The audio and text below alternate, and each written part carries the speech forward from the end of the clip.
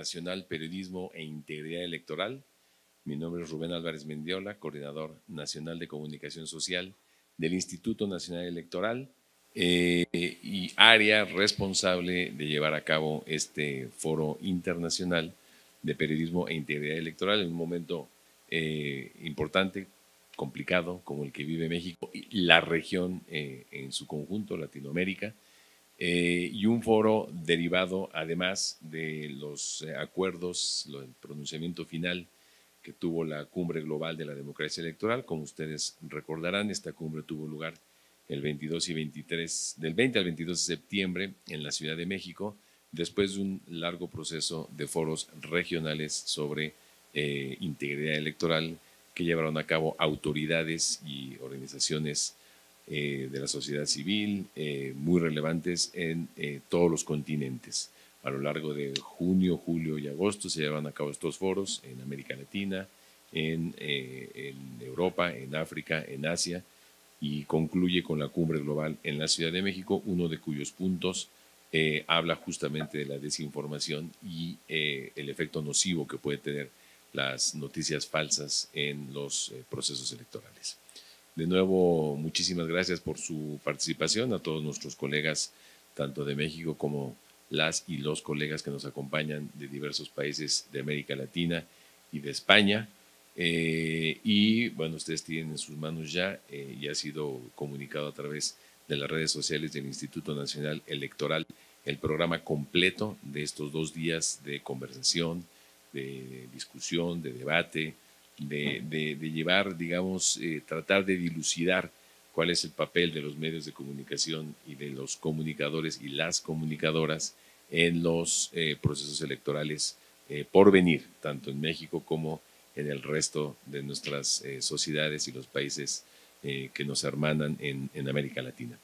Para dar unas palabras de bienvenida, le hemos solicitado, y nos da mucho gusto que nos haya aceptado, dar unas palabras iniciales al secretario ejecutivo del Instituto Nacional Electoral, Edmundo Jacobo Molina, una personalidad de larga trayectoria en el mundo electoral y quien desde hace varios años ya acompaña y encabeza la Secretaría Ejecutiva, que es justamente el área específica del instituto que se encarga ni más ni menos de que los procesos electorales lleguen a buen puerto.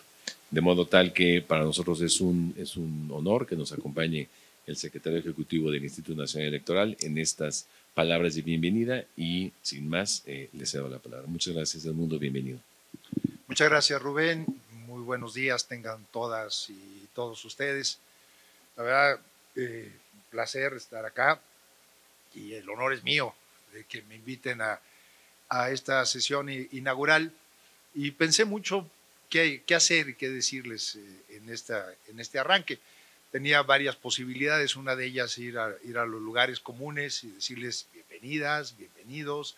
Hoy, que ya no sé ni qué día es hoy, 23 de noviembre de 2022 creo todavía, ¿verdad? Y damos por inaugurado este evento internacional y dije, no, creo que no es por ahí. Luego irme a lugares comunes y hablar de la preocupación que nos da todo lo que tiene que ver con la relación entre información y elecciones y lo que pasa por la vida democrática en el mundo. Y espero no aburrirlos, elegí la tercera, que es hacer un recuento tal vez un poco más teórico, más académico, de lo que hay detrás de todo esto y cómo el tema información ha acompañado a la humanidad en la vida política. Y no es un fenómeno solamente de nuestros tiempos, aunque obviamente en nuestros tiempos hay ingredientes muy novedosos, sino el tema información, desinformación, verdad, mentira, ha acompañado a la humanidad en las deliberaciones públicas y en el quehacer de lo que nos es común. Tratándose de un tema tan complejo como esto, creo que hay que pasar de los lugares comunes a una reflexión de fondo. Y por eso, perdonen ustedes, preparé un texto un poco largo, que me voy a permitir leerlo, perdón, denota mi antigüedad de edad así somos los que venimos de la academia, de esa academia en donde uno no podía presentarse en un foro si no traía un texto por escrito, era mal visto si uno lo hacía de otra manera. Ahora, hace poquito me invitaron a estas cosas que se llaman como TED Talks o no sé qué, y casi hasta me hacen bailar, cosa que para mi generación es un poco rara, y creo que comunica muy bien, pero me van a disculpar en esta ocasión que vaya a recurrir a mis andares por la academia para esta inauguración. Es un honor y a la vez una responsabilidad para el Instituto Nacional Electoral organizar este Foro Internacional de Periodismo e Integridad Electoral, en el que nos acompañan periodistas y personas comunicadoras de nuestro país y del extranjero. La necesidad de crear y abrir este espacio de discusión nace de la Cumbre Global de la Democracia, que, como ya decía Rubén, tuvo sedes en los 5 continentes y concluyó el pasado 22 de septiembre aquí en la Ciudad de México en un encuentro en donde representantes de las diferentes cumbres regionales concurrieron a esta capital de la República a dar sus conclusiones sobre el estado que guarda la democracia en el mundo. Los problemas de la democracia como forma de gobierno, su déficit presente, no se pueden entender de manera adecuada si no se relacionan con la problemática propia que aqueja a los medios de comunicación tradicionales, acentuadas con el surgimiento de nuevas vías para enviar y recibir información caracterizadas por su inmediatez. Este ha sido acompañado de la desinformación como fenómeno generalizado que daña los cimientos mismos en los cuales descansa el funcionamiento de la democracia. Entre los muchos riesgos para los regímenes democráticos, el relacionado con el desprecio a la verdad y diseminación de noticias falsas y desinformación es uno de los más preocupantes. Sobre todo vemos que no es un fenómeno que se esté dando aisladamente a nivel nacional o regional, sino que ha surgido simultáneamente en varias regiones de nuestra orbe, más allá de cualquier diferencia cultural, social o lingüística. Dentro de este marco, el Instituto Nacional Electoral, como órgano garante de los derechos político-electorales de la ciudadanía en México, se comprometió a organizar este foro en el que se abordará el papel del periodismo, los medios de comunicación y las redes sociales en la integridad electoral, con referencia a los diversos contextos en los cuales el papel del periodismo resulta fundamental para la recreación del fenómeno democrático.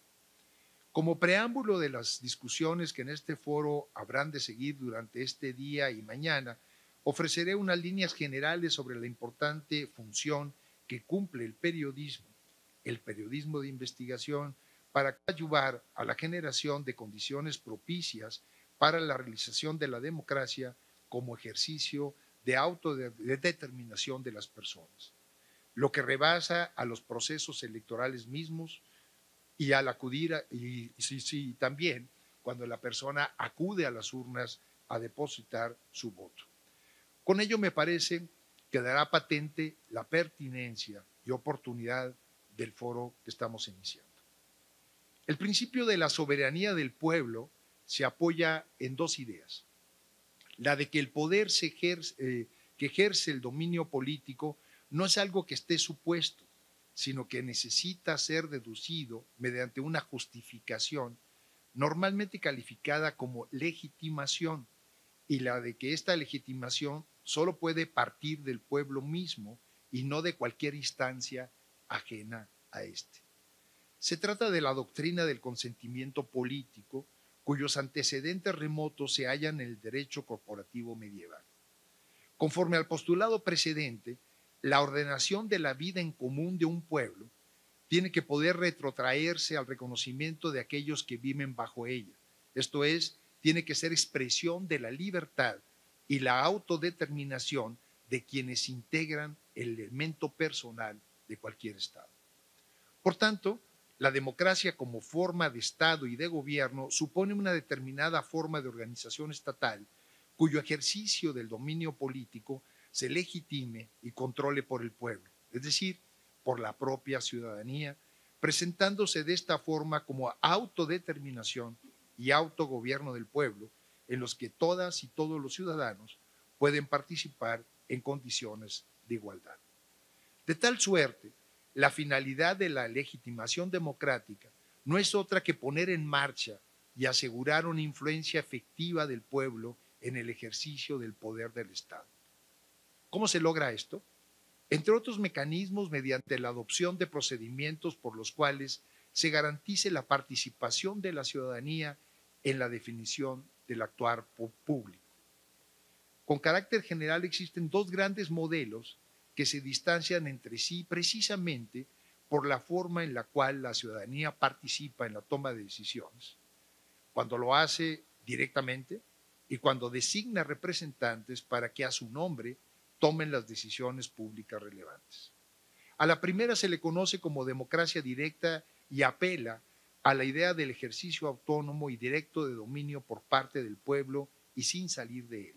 Por el contrario, el segundo modelo, el de la democracia indirecta o representativa, configura órganos de dirección del pueblo que actúan por sí mismos, es decir, que actúan en representación del pueblo, aunque la toma de decisiones de quienes gobiernan conserva un grado de independencia respecto de los deseos del electorado.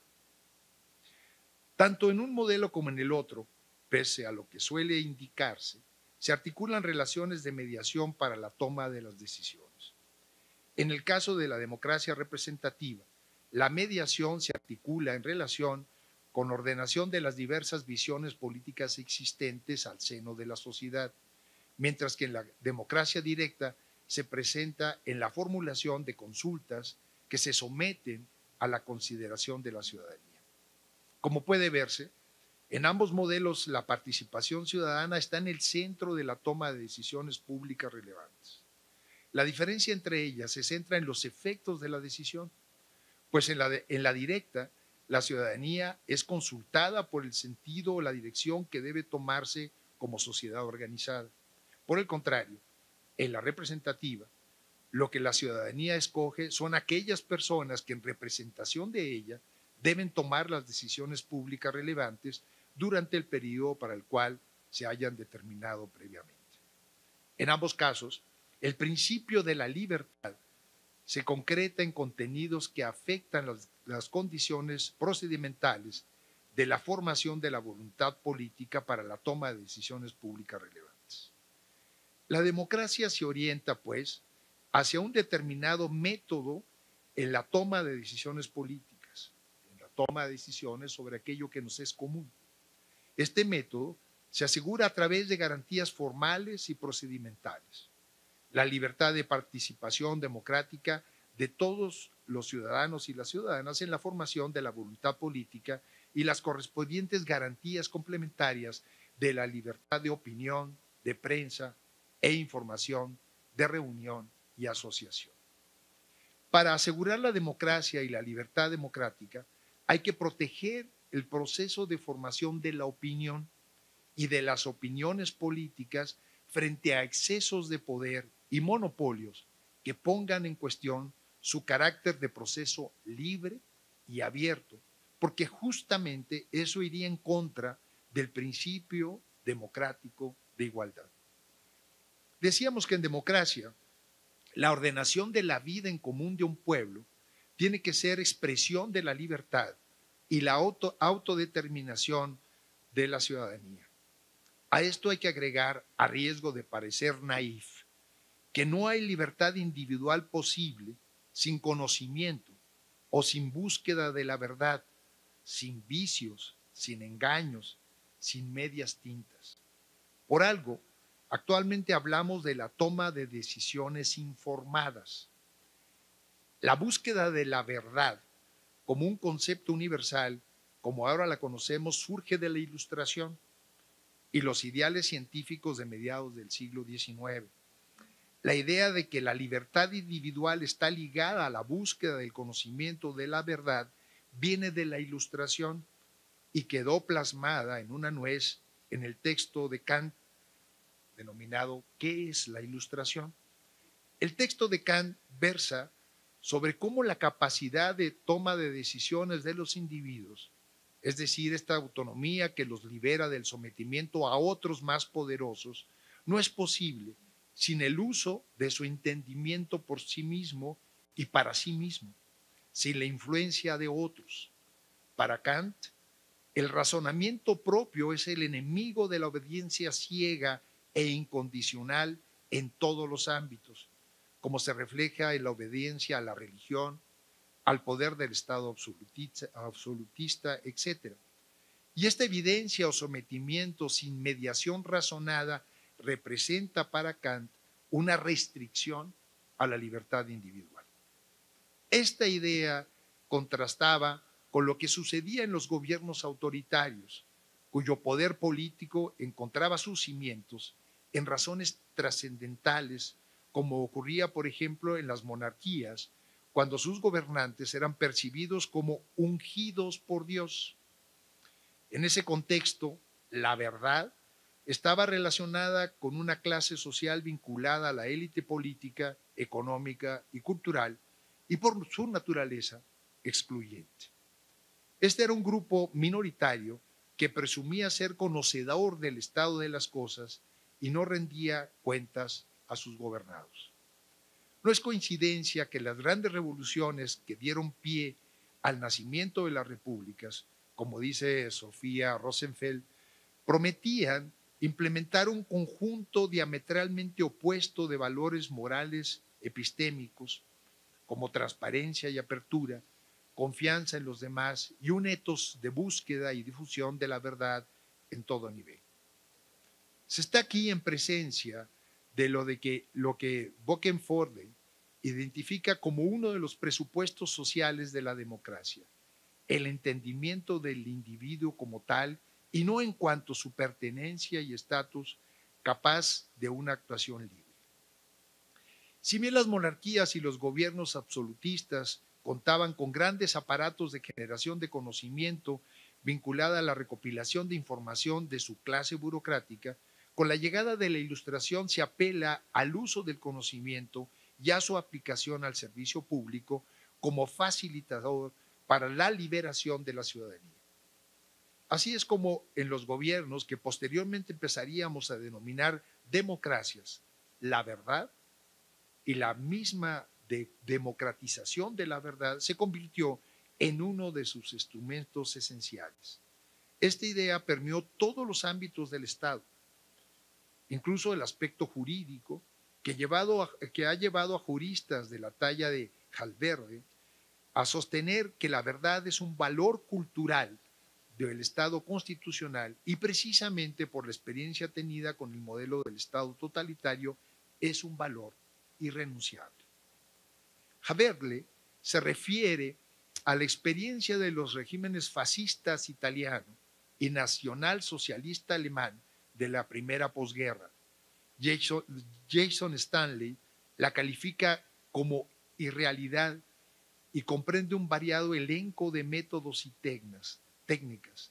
Reemplazar el debate por el miedo y la rabia, reemplazar la realidad por las declaraciones para mentir sin consecuencias y otras más que tienen la finalidad de destrozar, cito, los espacios de información y destruir la realidad.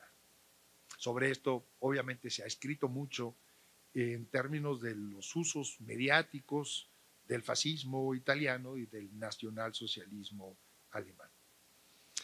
En opinión de Calamandrei, el fascismo se caracterizó por ser una simulación de la legalidad, el gobierno de la disciplina autoritaria, de la legalidad falsificada, de la ilegitimidad legalizada, del fraude constitucional.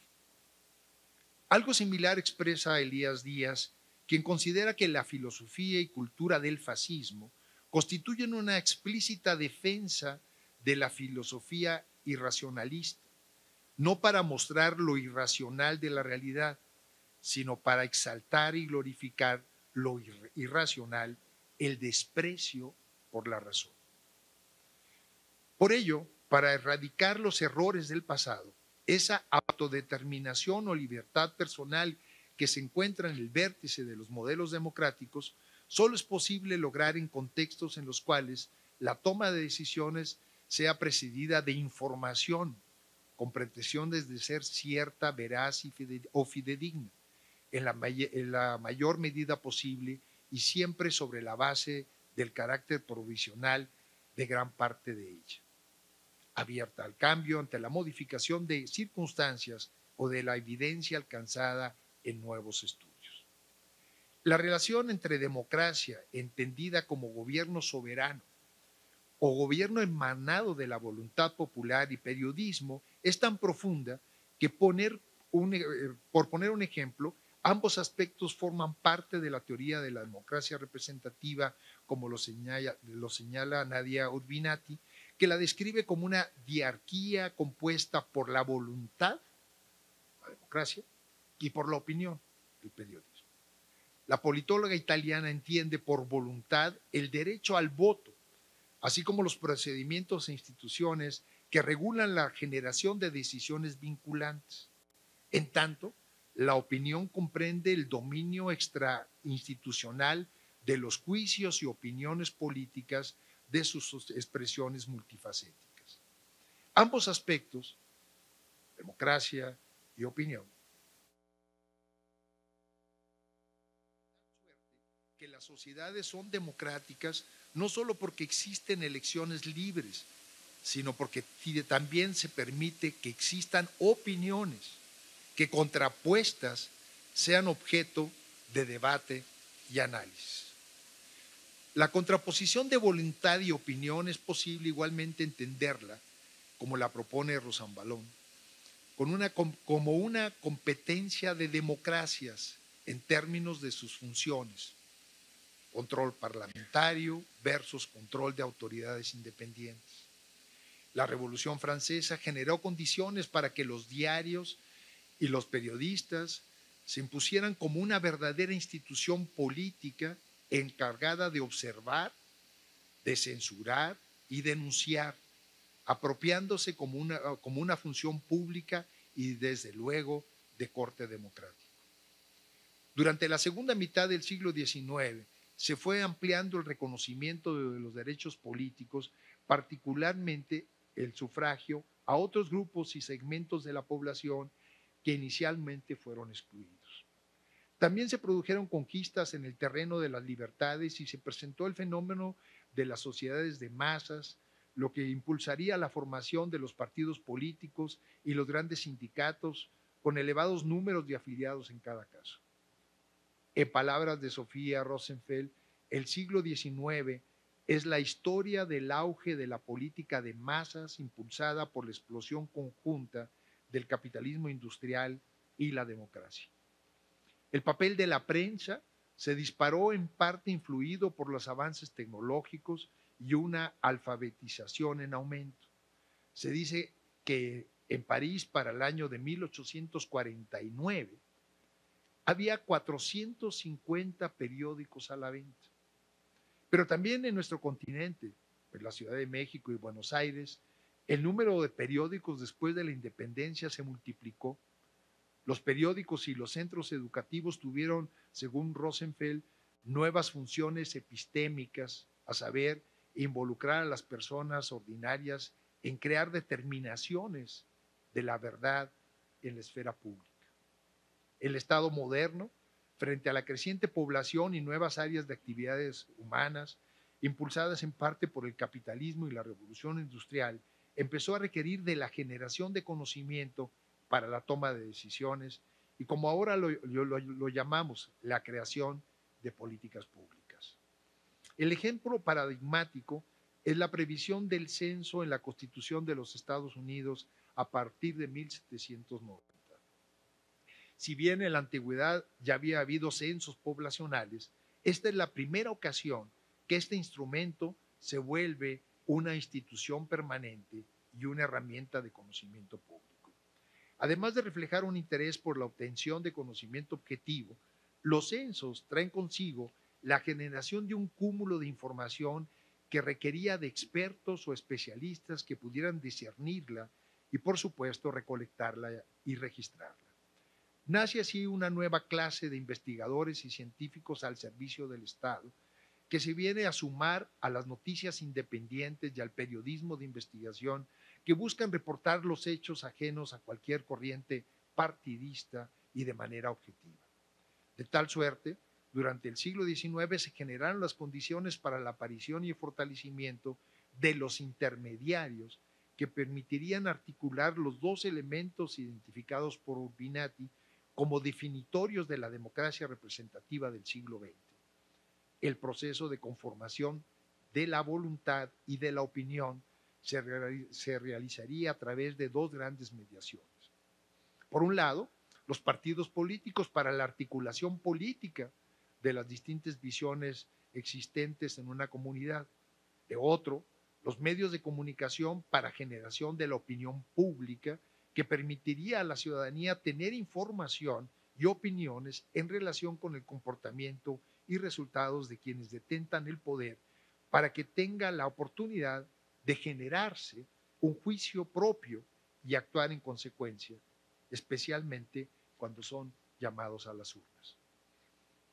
En este esquema, son los medios de comunicación los que facilitan el acceso a áreas complejas de conocimiento a la ciudadanía y que permiten a través de esa mediación la toma de decisiones, ya sean públicas o privadas, ya sea a través de la participación política por medio del voto o no. Son los intermediarios del interés general, como los llama Cass Sunstein, cuando se refiere a los medios de comunicación, periódico, radio, televisión, revistas, etc., ya que de una manera u otra filtran, clasifican y organizan la información para sus consumidores. Pero además de servir de una especie de filtro de búsqueda, estos intermediarios ponen en la arena pública temas que tal vez intencionalmente el usuario no hubiera buscado, pero que son de interés general. En este sentido, los medios de comunicación tradicionales fungen o han fungido como foros públicos. Si bien puede haber cierta predilección o inclinación ideológicas, lo cierto es que al hojear un periódico no solo nos encontrábamos con temas que son de nuestro interés particular, sino otros que reflejan otros puntos de vista y con los que podemos interactuar e incluso reflexionar a partir de ellos. Lo mínimo que puede suceder al echarse un vistazo al ejemplar del día es que conozcamos otros puntos de vista distintos al nuestro. En síntesis, durante el modelo de democracia representativa que triunfó en el siglo XX, que no es otra que la democracia de partidos, los medios de comunicación han cumplido con un rol epistémico de intermediarios de la información para habilitar los espacios comunes necesarios en las democracias. Al mismo tiempo, el periodismo es uno de los mecanismos ciudadanos para la exigencia de una adecuada rendición de cuentas de los gobiernos y uno de los contrapesos o controles del poder político no institucionales.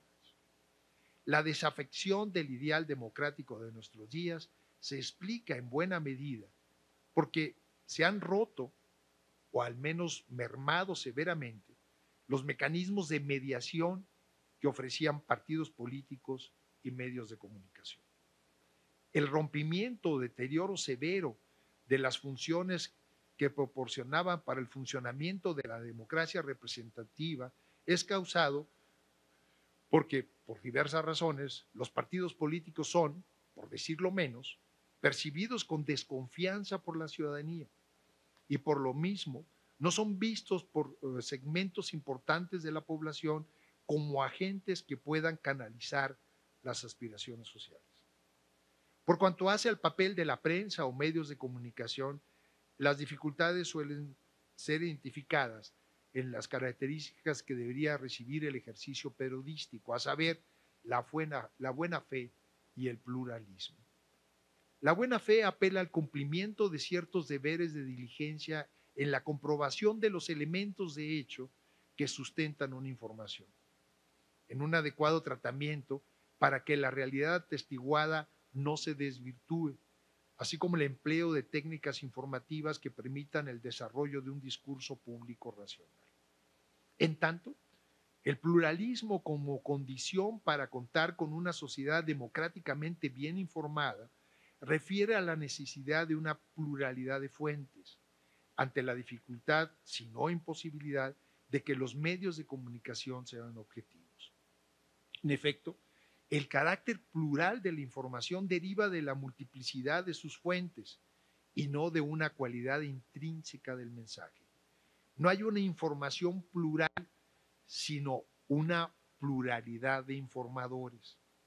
Es en la pluralidad de fuentes de información donde se genera la objetividad e imparcialidad de la información, pues el público destinatario puede realizar su elección entre las diversas informaciones generadas conforme a sus convicciones y sin una intervención estatal indebida. El pluralismo informativo se ha visto afectado, entre otras muchas razones, por las dificultades para sobrevivir económicamente, en buena medida acentuadas por la crisis del modelo de negocio que durante mucho tiempo caracterizó a los medios de comunicación convencionales, con motivo de la aparición de otras formas de comunicación y especialmente con el cambio, en ocasiones radical, del comportamiento de la audiencia y sus preferencias. La caída en la venta de los ejemplares, para el caso de la prensa, por ejemplo, han conllevado a la desaparición del diario o revista, o bien su adquisición por conglomerados económicos cuyo propósito es hacer rentables un negocio y no necesariamente cumplir con una función social. En cualquiera de estos supuestos, el efecto es evidentemente negativo, porque la reducción de gastos se convierte en el eje rector de la operación, con la consecuente reducción del personal que se traduce en una limitación material para el ejercicio del periodismo de investigación. En Estados Unidos de América, durante los últimos 15 años, han desaparecido más de una cuarta parte de los periódicos y aquellos que han sobrevivido son más débiles, pequeños y susceptibles de ser comprados. Cuando un diario local desaparece, las investigaciones existentes evidencian que viene aparejado con una disminución en la participación electoral, se incrementa la polarización y se erosiona el involucramiento cívico de la ciudadanía. También prolifera la desinformación, aumenta los presupuestos públicos junto con la corrupción y el mal funcionamiento de los servidores públicos.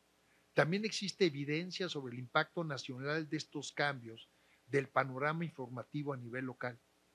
Un análisis encontró que Donald Trump obtuvo mejores resultados durante la elección del 2006 en aquellos lugares con acceso limitado a las noticias locales. En nuestro país, en el que la prensa ha tenido una dependencia de la publicidad gubernamental para hacer en ocasiones un negocio sustentable, los cambios bruscos de los regímenes políticos han arrastrado tras de sí una forma de relación con la prensa y de paso varios periódicos. Ahí está el caso de Excelsior. La derrota del PRI en las elecciones presidenciales del año 2000 igualmente significó la caída de su director durante casi un cuarto de siglo para entrar en un acelerado proceso de descomposición interna que culminó con el cierre de la cooperativa y la venta del diario a un grupo económico. Por cierto, la compra de medios de comunicación por parte de grupos empresariales es una tendencia mundial y, como es obvio, tiene una incidencia para el pluralismo informativo. En Estados Unidos de América, un estudio de Financial Times indica que hoy en día la mitad de los diarios son controlados por firmas financieras y esa cifra tenderá a crecer en los próximos años. Estamos sin duda presenciando una transformación radical en todo el fenómeno comunicativo. Solo ofrezco unos datos sobre los grandes cambios en el mercado de los medios de comunicación tradicionales. En Estados Unidos, una vez más, en 1948, la circulación diaria de periódicos era de 1.3 por hogar, media que descendió un 57% en 1998. A pesar de que los años de escolarización de los lectores de prensa se incrementaron mucho en ese periodo. En España, por ejemplo, a mediados de los 80, los periódicos vendían en ese país 3 millones de ejemplares cada día, sobre todo en Madrid y Barcelona. Para 2007, el diario El País tenía una difusión diaria de más de 435,000 ejemplares. El periódico El Mundo, 336,000, el ABC, 235,000. Es decir, 20 años después apenas se rebasaba el millón de ejemplares. Si a estos números se le suman los de otros periódicos de menor tamaño, apenas en este lapso de 20 años pasamos de 3 millones de ejemplares a 1 millón, descendió a 1 millón, contando estos 3 grandes diarios españoles y periódicos de menor tamaño de alcance regional. Apenas la semana pasada, el jueves 17 de noviembre de este año, El País anunció que llegó a los 254,000 suscriptores digitales como resultado de un nuevo modelo de negocio en seguimiento al cambio de los hábitos de la audiencia. En nuestro país, quienes consultan como fuente de noticias a los medios impresos ha caído de un 51% en 2017 a 24% en 2022, es decir, en escasos 5 años. La televisión también, de un 65% en 2017 a un 45% en 2022. Mientras que consulta de noticias en línea o en redes sociales se ha mantenido en un estable 91 a un 87% en el mismo periodo, del 17 al 22. En añadidura de los problemas que inciden en el pluralismo deseable de los medios de comunicación, se encuentran aquellos que repercuten en la manera en la cual se procesa, difunde y consume la información, que tiene aparejado el incumplimiento de información caracterizada por cumplir estándares mínimos, tanto en la recolección de la misma, su interpretación y especialmente la manera en la cual es difundida y explicada. Desde hace más de 2 décadas han surgido nuevos agentes que a la postre han redefinido el fenómeno comunicacional. Primero, la llegada del Internet y su expansión venía con la promesa de la democratización del acceso a la información y como un espacio para garantizar la libertad de expresión. Yo fui de aquellos que ante el advenimiento del Internet dije bienvenida a la democratización de los medios y la pluralidad de los mismos. En esta primera etapa, con el surgimiento de blogs de ciudadanos y periodistas, parecía que esa sería la tendencia y que se afianzaría como un gran logro igualador y democrático. Ello, no obstante, en detrimento de los medios de comunicación tradicionales que se vieron amenazados por la generación de contenidos y difusión de información a un menor costo para los usuarios. Posteriormente, la creación de empresas de redes sociales cambió este panorama y de ahí surgieron fenómenos inesperados en lo que respecta a la diseminación de información e ideas diversas. Las redes sociales amplían y contribuyen a la desinformación.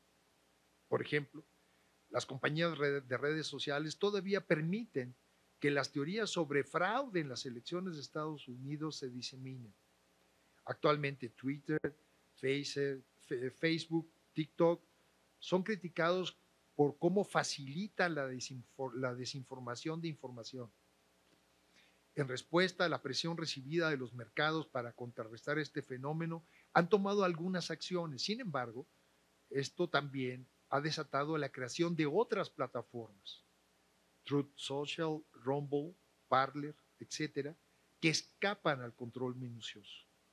El predominio de las redes sociales ha creado cajas de resonancia de ideas preconcebidas por el usuario que más que contribuir a un intercambio de puntos de vista diversos y al sano debate, han generado polarización y alineación entre la sociedad.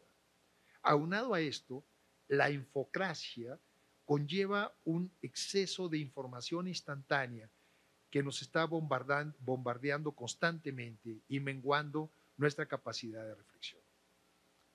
El filósofo de origen coreano, Byung-Chul Han, Explica este fenómeno en tanto que conlleva una crisis cognitiva, dice, ya que la información tiene un intervalo de actualidad muy reducido y fragmenta la percepción y reprime el saber, la experiencia y el conocimiento. Hahn concluye: el cortoplacismo general de la sociedad de la información no favorece la democracia. Él estudia su reciente libro que se llama La Infocracia, justamente el paso de la sociedad del músculo, de la energía, de la sociedad industrial a la sociedad de la información. Por tomar las palabras de Sunstein, los foros públicos que facilitaban los medios tradicionales han sufrido, y frente a la ausencia de estos intermediadores, la calidad de la discusión democrática ha sufrido también. Aquí es donde el papel de los medios se vuelve esencial para combatir este fenómeno.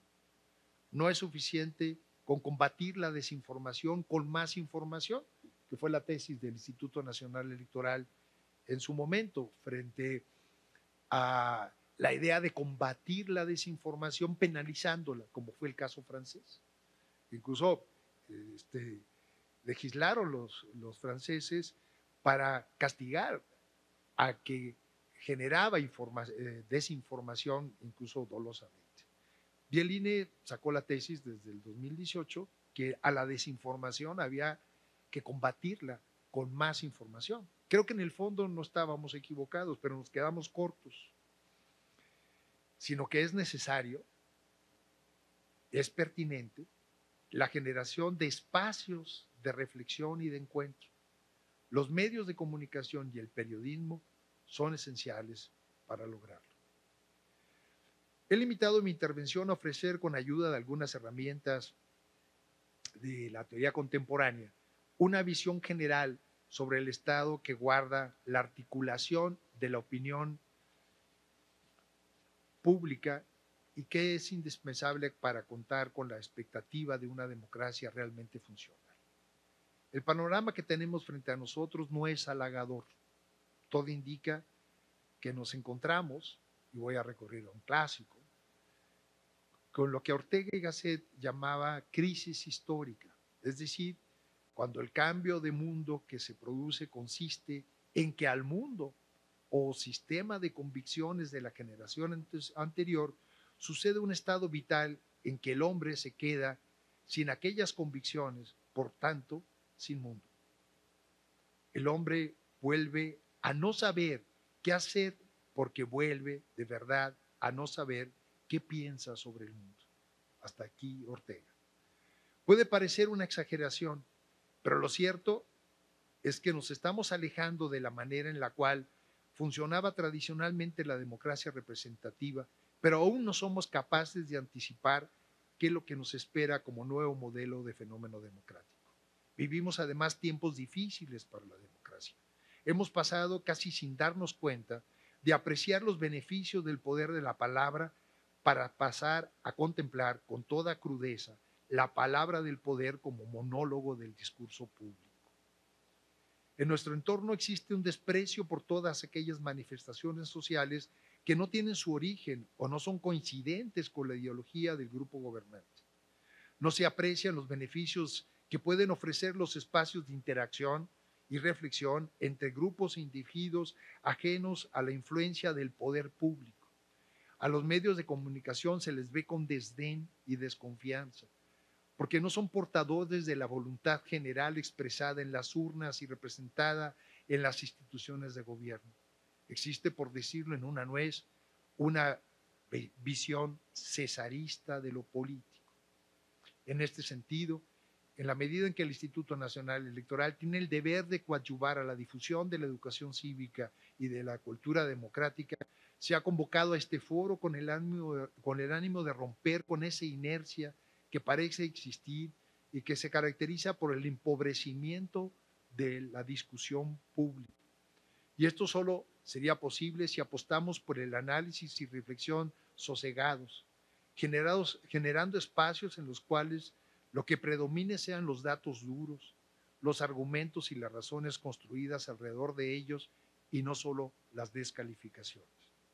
Para eso estamos aquí y ahora reunidos, a fin de encontrar maneras para lograr que la ciudadanía, nosotros, estemos dispuestos a confiar en la información que cumpla con ciertos estándares periodísticos, con independencia de sus preferencias ideológicas. Hago votos porque los resultados de este foro sean provechosos en todos los sentidos para seguir posicionando estos temas en la arena pública. Y con este evento, el Instituto Nacional Electoral no solamente cumple con el compromiso asumido en el foro de la democracia global que mencionaba al inicio de mi intervención, sino espero que le demos continuidad en México y en muchos países al tema de la deliberación en torno a la comunicación, la información, la deliberación pública y el futuro de la democracia. Muchas gracias.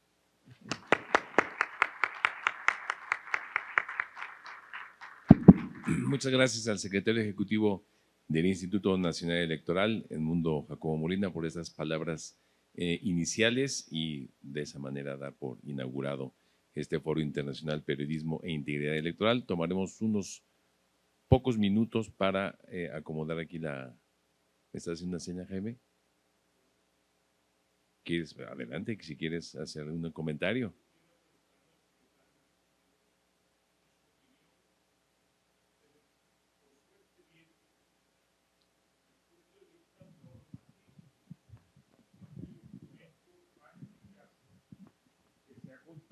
En los sistemas, es decir, desde el punto de vista normativo, ¿cuál es el instrumento más eficaz de control o prevención de desinformación que hasta ahora han identificado o usado aquí o en otras partes? No sé si ya hay algunas buenas prácticas identificadas en este campo.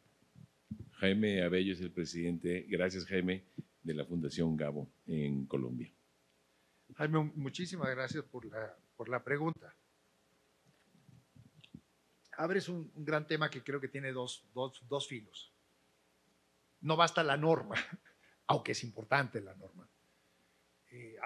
Hace mucha falta también el autocontrol de los medios, al tomar conciencia de su responsabilidad en tanto generadores de información que tiene efectos sobre la opinión pública y sobre lo que yo mencionaba, la decisión individual informada, cuando un ciudadano no solamente acude a la urna, sino en el quehacer diario de los ciudadanos frente a quienes fueron electos por ellos y exigirles, lo subrayo, que cumplan con lo que ofrecieron y no defrauden esa confianza.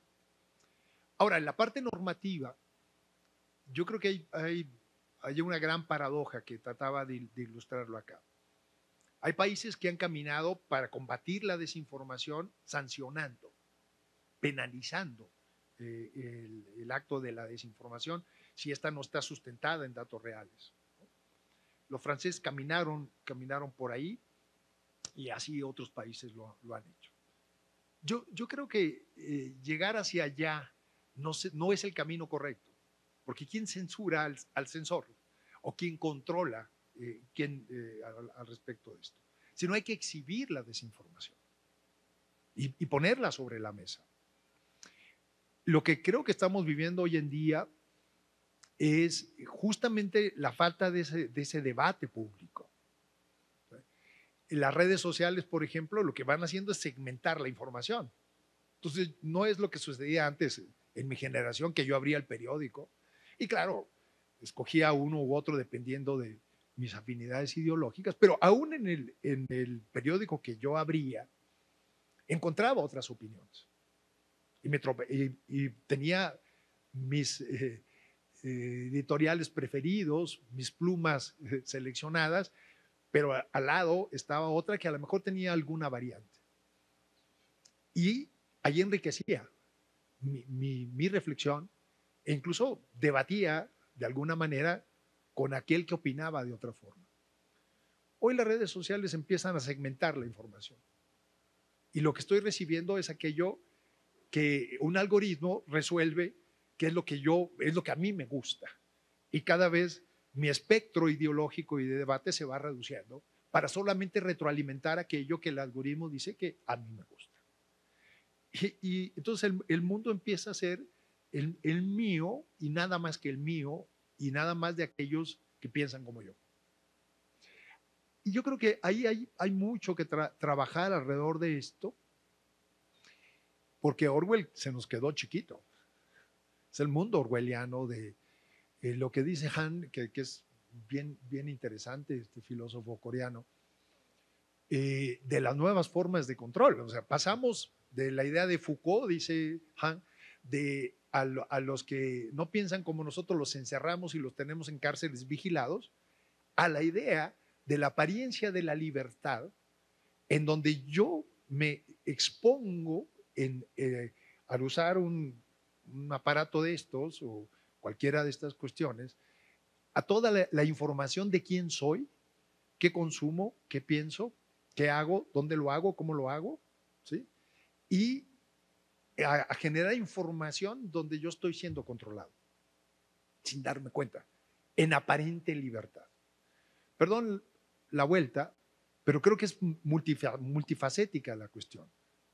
Sí, hay que trabajar en normas, siempre y cuando no caigamos en el error de pensar que solo por el lado punitivo de la norma vamos a resolver el problema. Sí.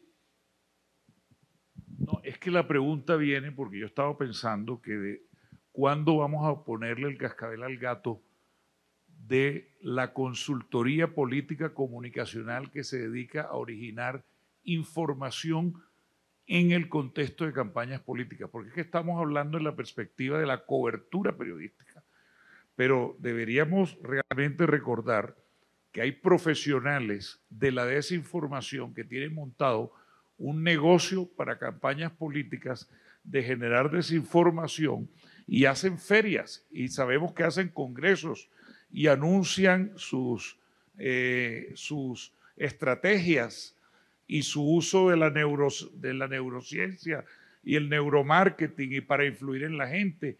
Y todo eso lo hacemos asumiendo una línea muy delgada de legalidad, que está entre la legalidad.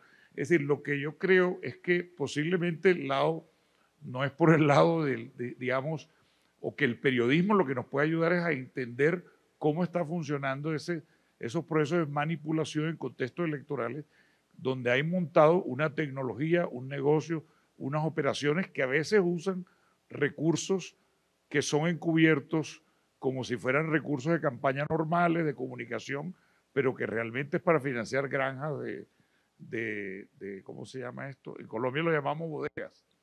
La pregunta, ¿se le puede poner el cascabel a ese gato o no? Yo creo que sí, es lo que yo llamo la extensión del marketing disfrazado de información, incluso que lleva hasta las encuestas. Luego aparecen encuestas como si fueran datos duros, clavados de opinión pública, que realmente lo que hacen es extensión del marketing político para ir moviendo a la opinión pública en un cierto sentido o en el otro, pero disfrazados así como si fuera de información dura, objetiva, etcétera, ¿no? Yo creo que sí se le puede poner ese cascabel al gato. Los medios de información tienen mucha responsabilidad al respecto para hacer evidente la falsedad de esto. Y sí hay que trabajar en la parte normativa. Pues yo solamente advertiría que no es solo ahí está la solución. Sí hay que trabajar en ello. En México, por ejemplo, el modelo de comunicación política cambió radicalmente a partir del 2007 al permitir el acceso, prohibir la compra y venta de radio y televisión y que los medios públicos y privados en los tiempos del Estado pudieran difundir ampliamente las campañas de los diferentes actores para que no fuera el dinero el que determinara la exposición de un candidato o un partido ante la opinión pública. Pero, insisto, se puede ir avanzando en esto porque sí estamos francamente ante un fenómeno de manipulación tal cual, crudo. Y hay muchos estudios al respecto. Pero teniendo mucho cuidado, yo insistiría en que no pensar que la norma sea la única solución. Bien. Y la gran responsabilidad que tenemos, ustedes como medios, nosotros como autoridades electorales en este caso, de abrir los espacios al debate, a la exposición realmente de ideas y no solamente de imágenes, de vender como a un candidato como un producto, un refresco o un pantalón o demás, sino que se exponga la persona a la discusión, al debate. En fin, no sé si contesto. Lo que viene justo es complejo y creo que ustedes nos pueden ayudar mucho en su experiencia a darnos elementos para ver qué tanto podemos avanzar también en esa dirección. Gracias por la pregunta, Javier. El micrófono, por favor, gracias. A mí me encantaría que esta conversación que responsable e irresponsablemente abrió Jaime Abello continúe a lo largo del foro. De hecho, de eso se trata y este tema que pone Jaime de poner el cascabel al gato es fundamental en términos o en el contexto de desinformación, integridad electoral y lo que estamos viendo y veremos en las campañas en México, desde luego, en el 23 y sobre todo en el 24, pero lo que ya vemos en muchos otros países, lo que ya vimos en Brasil recientemente y lo que seguramente veremos en los próximos años. Yo le agradezco al secretario ejecutivo Edmundo Jacobo, secretario ejecutivo del Instituto Nacional Electoral, esta invitación, esta especie y suerte de muy sana provocación para discutir estos asuntos que nos competen como ciudadanos, como ciudadanas, como demócratas, como periodistas y que a lo largo de estas 2 jornadas, hoy y mañana, seguiremos abordando. Me gustaría entonces que regresemos ya al horario del programa, si no les importa. En un par de minutos o en 3 minutos arreglamos el foro para la siguiente mesa de trabajo, de conversación. Y de nuevo, muchísimas gracias, secretario, por tus palabras inaugurales. Gracias.